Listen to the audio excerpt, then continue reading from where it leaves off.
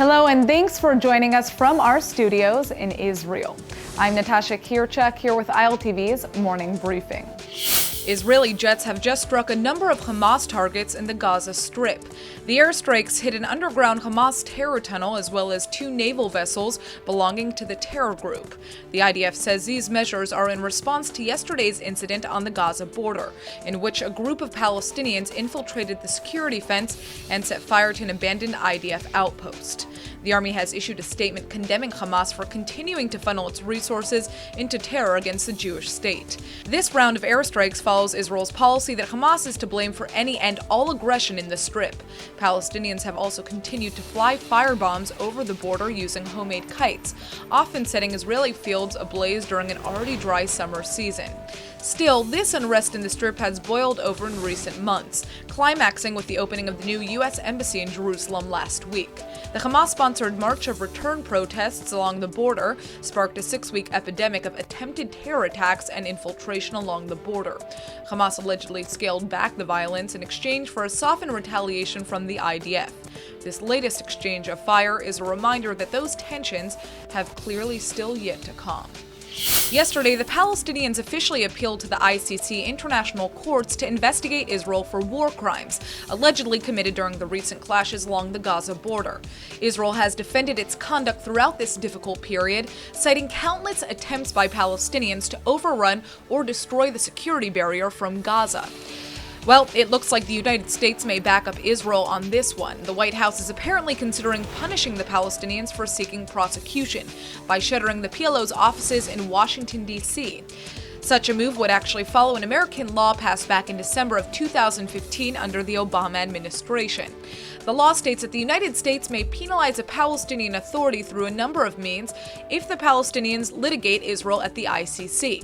If the Palestinians pursue charges, the sitting U.S. president is required to examine whether or not the PA is still actively engaging Israel in peace talks.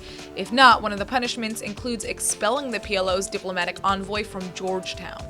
The Palestinian Authority actually recalled its envoy from D.C. last week following the opening of the new American embassy in Jerusalem.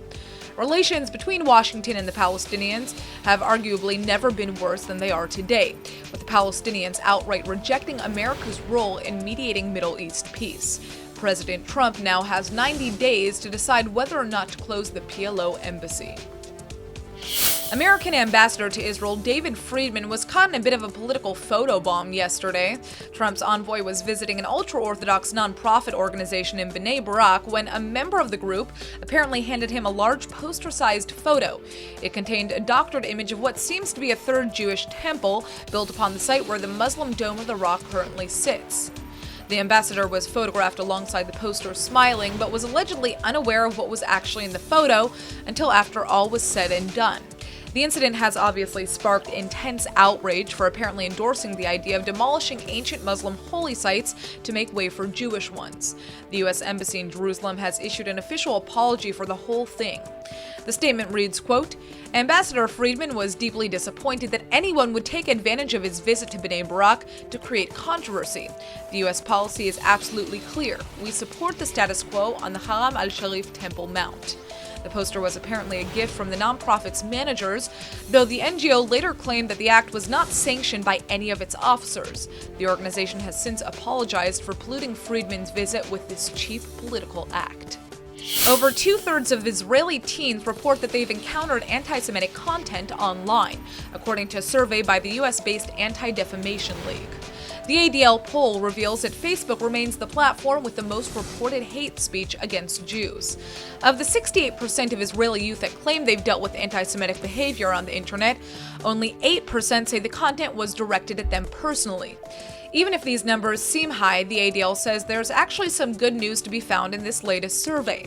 These figures represent a decline from a poll in January in 2016, where 84% of young people in Israel reported exposure to online anti-Semitism. When asked what constitutes online anti-Semitism, teens said they believe that the denial of the State of Israel's right to exist, boycotts of Israel, and conspiracies that Israel is trying to control international systems all fit the bill. It's only mid-May, but trust me, it already feels like the middle of summer here in the Holy Land. Unfortunately, the intense summer temperatures are taking a dangerous toll on Israel's water supply. The country has officially been in drought for 6 years running now, and the Water Authority is urging Israelis to do whatever they can to conserve water, because Israel is drying out again. This slogan was used on Israeli TV in the 90s and 2000s when Israeli water levels similarly hit historic and dangerous lows. Unfortunately, severe climate change has forced the campaign to resurrect itself to push Israelis to save every last drop. The situation is so bad that the Water Authority may actually cut off Israelis' water for a few hours here and there. It's not just drinking water that's impacted here, of course.